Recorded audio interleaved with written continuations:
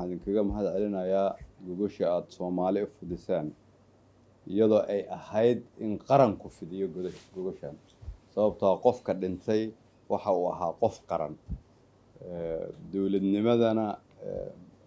muhiimadda iyo ahmiyadda ugu weyn ay leedahay waxa ay tahay in dadka qarannimada Soomaaliyeed u soo dhintay u soo dadaalay astaan u ah oo caruurtooda iyo waalidkood ay la qaybsadeen dadka Soomaaliyeed inay dadkaas u adeegaan waxa ugu horeeyo la iska rabo waxay tahay in loo abaalgudka ugu horeeyana waxa uu yahay in la muujiyo sida qaranku uga xanuunsanayo marka hore waxaan rabaa inaan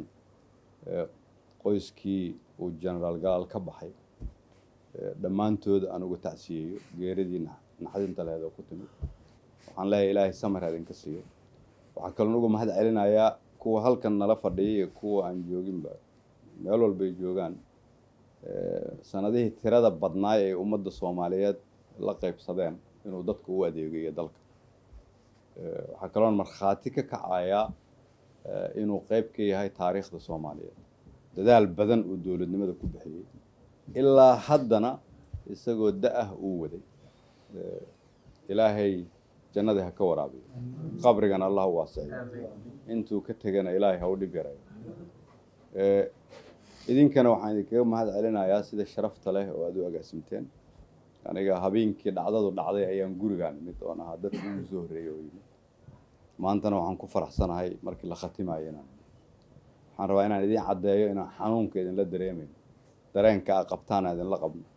idin garab taaganahay ninka dhintay wuxuu ahaa nin qaran nin qabiil ma ahayn astaanu ahaa waxay ahayd inaan tusaale kulligan ku qaadano haddii aad dareenteen daldaloole inay yimaadeen meeshii lagu aadanaa aan idinkaga soo bixin waa idinka raali garaynayna dalku wuu jiri doonaa isaga naga weyn waqtigeedana waa la soo gaari doonaa